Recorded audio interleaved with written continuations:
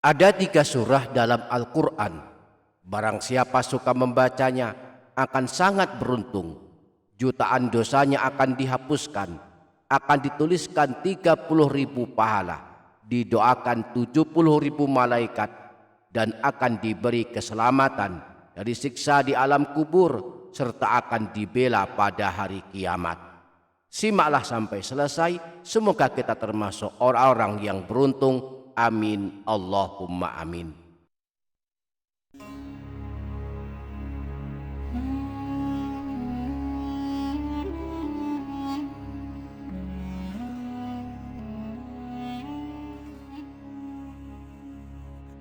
Assalamualaikum warahmatullahi wabarakatuh.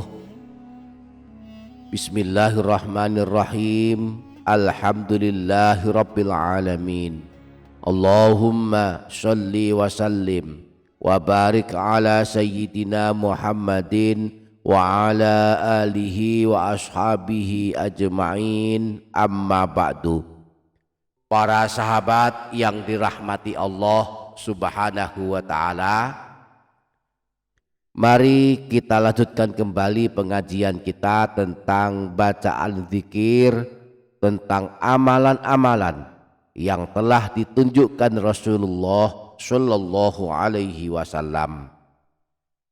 Kali ini kita akan mengungkap salah satu amalan yang kelak membela dan menolong kita pada hari kiamat.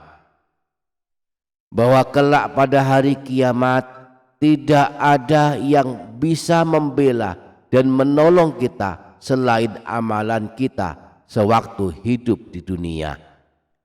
Salah satu amalan tersebut adalah melazimkan membaca salah satu surah pilihan dalam Al-Quran yang jumlah ayatnya ada 30 ayat saja. Surah ini pada hari kiamat akan datang membela kita, mengeluarkan kita dari dalam neraka, lalu memasukkan kita ke dalam surga. Surah ini di dalam mushaf Al-Quran terletak pada tepat di awal juz 29. Ada sekitar 2 halaman lebih sedikit saja, sehingga jika dibaca hanya membutuhkan waktu sekitar 5 menit saja. Surah tersebut adalah surah Tabarak atau surah Al-Mulk. Imam An-Nasa'i dalam kitab sunannya menyebutkan riwayat bahwa Sayyidina Abdullah bin Mas'ud pernah berkata, "Man qara'a tabarakalladzi biyadihil mulku kulla lailatin mana'ahu Allahu biha min azabil qabri." Barang siapa yang membaca surah Tabarak atau surah Al-Mulk setiap malam, maka Allah akan menyelamatkannya dari siksa di alam kubur. Siapa yang membacanya setiap malam, maka kelak pada hari kiamat akan dibela hingga masuk surga. Rasulullah pernah bersabda, "Suratun minal Qur'ani ma hiya illa 30 ayatan khosomat an sahibiha hatta adkhulathul jannah wa hiya suratu Tabarak." Sebuah surah dalam Al-Quran terdiri dari 30 ayat akan membela orang yang membacanya sehingga ia masuk ke dalam surga. Surah tersebut adalah surah Tabarak. Disebutkan di dalam hadis riwayat Imam Al-Hakim bersumber dari Sayyidina Abu Hurairah, Rasulullah pernah bersabda, "Inna suratan min kitabillahi azza wa jalla ma hiya illa 30 ayatan." Sesungguhnya ada sebuah surah dalam kitab Allah, yakni kitab Al-Quran, terdiri dari hanya 30 ayat saja. Syafa'at li rajulin fa akhrajathu minan nar wa adkhalathul jannah. Surah ini akan memberikan pertolongan kepada orang yang membacanya pada hari kiamat, mengeluarkannya dari neraka dan memasukkannya ke dalam surga. Wahia suratu Tabarak, surah tersebut adalah surah tabarak. Mari diamalkan, kita bisa melakukannya setelah sholat maghrib atau sholat isya atau sebelum tidur. Mudah-mudahan kelak kita mendapatkan pembelaannya pada hari kiamat.